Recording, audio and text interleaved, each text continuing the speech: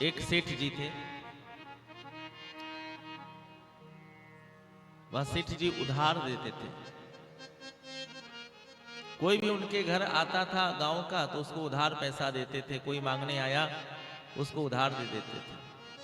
और इतने अच्छे सेठ जी थे कि जब उधार देते थे तो महाराज लोग आते थे तो सेठ जी उनसे बिना कुछ लिखा पढ़ी किए उधार दे देते थे।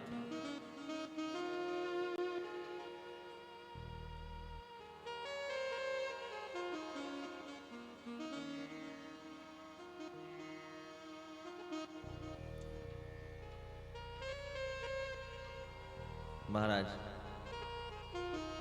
उनकी सहजता के कारण लोग उन्हें बेवकूफ समझते थे।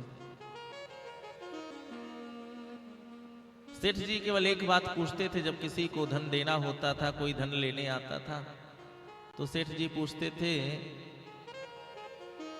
कि अब दोगे कि कब दोगे।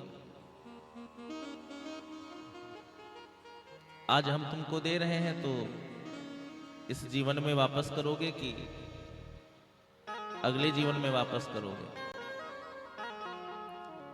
तो कई लोग तो इतने चतुर थे जिनको वापस करना होता था वो तो सेठ जी से कह देते कि सेठ जी कुछ दिन में वापस कर देंगे, इसी जीवन में वापस कर देंगे, अरे लेके जा रहे हैं, समस्या है, बाद में दे देंगे। लेकिन कुछ लोग ऐसे थे जो सेठ जी की विनम्रता को जानते थे कि ये दोबारा मांगेंगे नहीं, तो कह देते थे कि ले तो जा रहे हैं लेकिन वापस नहीं करेंगे। समय बीतता गया, सेठ जी ऐसे ही देते रहे और परमात्मा की कृपा से कभी कमी नहीं हुई। एक दिन की बात है, एक चोर ने विचार किया कि चलो सेठ जी से धन लिया जाए। और धन क्या लिया जाए, ऐसे उधार मांगेंगे तो 1,50,000 मिलेगा, लाओ जा करके देखें सेठ जी की तिजोरी में है कितना। तो धन लेने के बहाने जाएंगे और महाराज सेठ जी की तिजोरी में देख लेंगे, बाद में आकर के डाका डाल देंगे। तो प्यारे वह चोर आज सेठ जी के यहां पहुंचा उधार मांगने के लिए कि सेठ जी 1,00,000 रुपए दे दीजिए। सेठ जी ने पूछा कि अच्छा आज देंगे तो कब वापस करोगे, अभी दोगे कि कभी नहीं दोगे। तो उसको चोर को देना ही कौन सा था, तो सच बोलने की कोई वही नहीं थी, उसे तो खाली तिजोरी देखने की इच्छा थी। तो उसने कहा कि दे देंगे। अब तो सेठ जी ने तिजोरी उसके सामने खोली, 1,00,000 रुपए निकाल करके दिए। चोर ने देख लिया तिजोरी में धन बहुत है, चला गया अपने और अन्य चोरों के साथ मिलकर के गुट बनाया कि हाँ भाई इनके घर में सेठ जी के पास धन बहुत है। लेकिन महाराज उस चोर को एक और गुण पता था, उसके जीवन में एक गुण था उस चोर के कि वह चोर जीव जंतुओं की भाषा को पहचानता था, जानता था। रात्रि हुई, सब लोग सो रहे थे, चोर अपने साथियों को लेकर के सेठ जी के घर में प्रवेश किया। जब सेठ जी के घर में घुसा किसी प्रकार से दीवार फांद करके, तो जो मेन द्वार था वो तो बंद था, तो उसने जहां से भैंस बंधी होती हैं वहां पर महाराज उधर से वह दीवार फांद करके और अंदर कूदा, जहां भैंस बंधी थी वहां नीचे गिरा गोबर ओबर के पास में।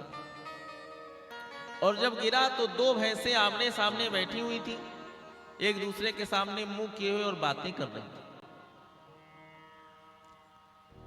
तो चोर को थोड़ी देर वहां की व्यवस्था को समझने के लिए उसने कहा यहीं बैठे रहें, देखें कोई आ जा तो नहीं रहा, कोई नौकर की दृष्टि तो नहीं है, कहां से जाना है कहां से आना है, सब सोचने लगा। और इतनी देर में महाराज उसके कान में उन दोनों के भैंसों की बात सुनाई देने लगी। जो भैंसियां बैठी थी दोनों की आवाज सुनाई देने लगी। सुना उसने, एक भैंसी ने दूसरी भैंसी से पूछा बहन कब आई, तुम तो नई हो। तो उसने कहा हम तो अभी कल ही आए हैं, पंजाब की बाजार से खरीद करके सेठ के नौकर लाए हैं। अच्छा तुम कब से हो? उसने कहा हमको तो 7 साल हो गए। अच्छा तो तुम कैसे आई? तो उसने कहा कैसे आई का क्या मतलब पूछ रही हो, बाजार से पूछ रही हो कि कैसे आई, या तुम्हें हम बताएं कि हम आए कैसे? तो उसने कहा नहीं तुम कैसे आई। तो पहले वाली भैंसी जो 7 साल से थी उसने कहा कैसे क्या आई, पिछली जिंदगी में हम इन्हीं के गांव में एक हलवाई थे और पिछले जीवन में हमने इनसे उधार लिया था। तो सेठ ने हमसे पूछा था कि अब दोगी कि कब दोगी कि कभी नहीं दोगी। तो हमने कह दिया था कि कभी नहीं देंगे। जिंदगी बीत गई, पैसा वापस नहीं किया।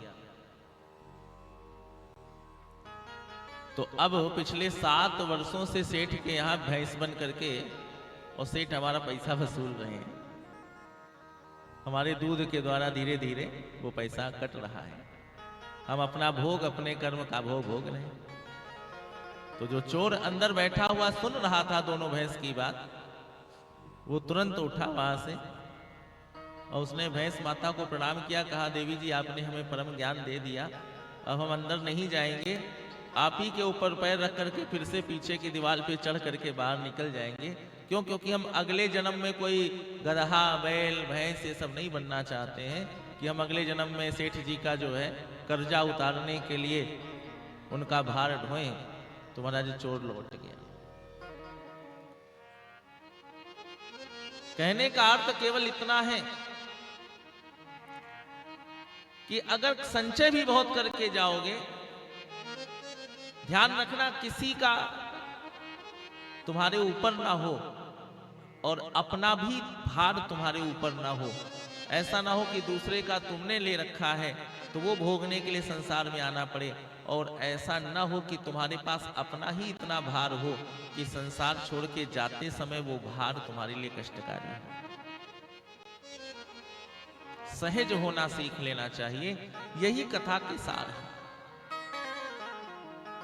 प्राण प्रयाण समय कफवात पित्तैहि, जब प्राण निकल रहे होंगे उस समय आपका कंठ अवरुद्ध होगा, हमारा कंठ अवरुद्ध होगा, जीव के प्रत्येक व्यक्ति का कंठ अवरुद्ध होता है। विचार कर लेना, उस समय जो चिंतन हो, उस समय जो नाम हो, उस समय तुम जितने सहज होगे उतना आसान होगा। भगवान का नाम होना चाहिए।